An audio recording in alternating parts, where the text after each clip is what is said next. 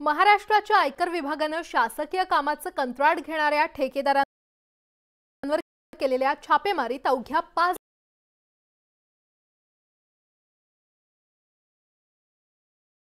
कथानकाला देखील लाजवेल असे अनुभव अधिकाऱ्यांना आले। नेमकं 5 दिवस चालू राज्याच्या आयकर विभागाला नाशिकमध्ये आला।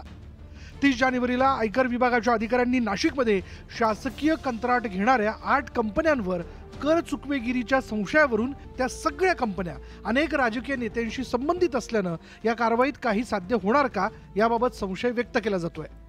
शासकीय कामांचे ठेके घेणारे हे ठेकेदार आणि कंत्राटदार आयकर विभागाच्या रडारवर आल्यानंतर अधिकाऱ्यांचे आणि राजकीय हितसंबंध असलेल्या लोकांचे देखील धाबे दणाणले। या कारवाईमध्ये राजकीय हितसंबंध बाहेर येतात का ह्याकडे देखील संपूर्ण महाराष्ट्राचं लक्ष लागून होतं। त्यामुळे नाशिकमध्ये अचानकपणे करण्यात आलेल्या या कारवाईमुळे खासगी ठेकेदार असतील त्याचबरोबर शासकीय कंत्राट घेणारे ठेकेदार असतील यांचे धाबे दणाणले। नाशिकच्या गंगापूर रोड, गोविंदनगर आणि कॉलेज रोड परिसरातील या कंपन्यांची कार्यालय आणि कंपनी मालकांच्या घरांना आयकर विभागाने लक्ष केलं। एकाच दिवशी एकाच वेळी वेगवेगळ्या अधिकाऱ्यांनी टाकलेल्या या धाडींमुळे ठेकेदारांची चांगलीच पळापळ झाली।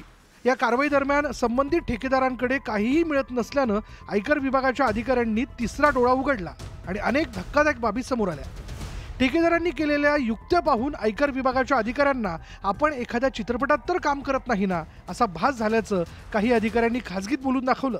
एका ठेकेदारानं त्याच्या घरामध्ये असलेली 1.5 कोटी रुपयांची रोकड रक्कम त्याच्या खासगी वाहनामध्ये भरली आणि हे खासगी वाहन एका निर्जन स्थळी झाडाझुडपात लपवलं। मात्र या सगळ्याची कुणकुण आयकर विभागाला लागली आणि आयकर विभागाच्या शातीर अधिकाऱ्यांनी या सगळ्याचा शोध घेतला। त्यामध्ये 1.5 कोटी रुपयाची रोख रक्कम या गाडीतून जप्त करण्यात आली। त्याचबरोबर जे पेनड्राईव्ह आणि हार्ड डिस्क हस्तगत केली त्यामध्ये देखील कोट्यावधी रुपयांची उलाढाल झाल्याचं समोर आलं।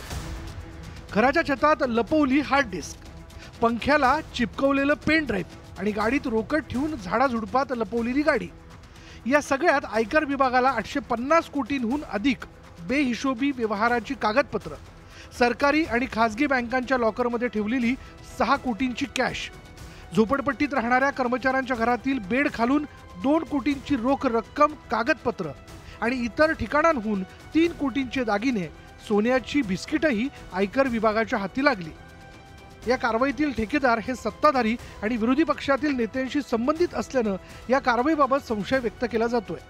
पण आयकर विभागाच्या या कारवाईत 1000 कोटींच्या जवळपास बेहिशोबी संपत्ती मिळाल्याने या कारवाईचं सामान्यांकडून स्वागत केलं जातंय। व्हिडिओ जर्नलिस्ट हेमंत बागुलसह लक्ष्मण घाटोळ, न्यूज 18 लोकमत, नाशिक।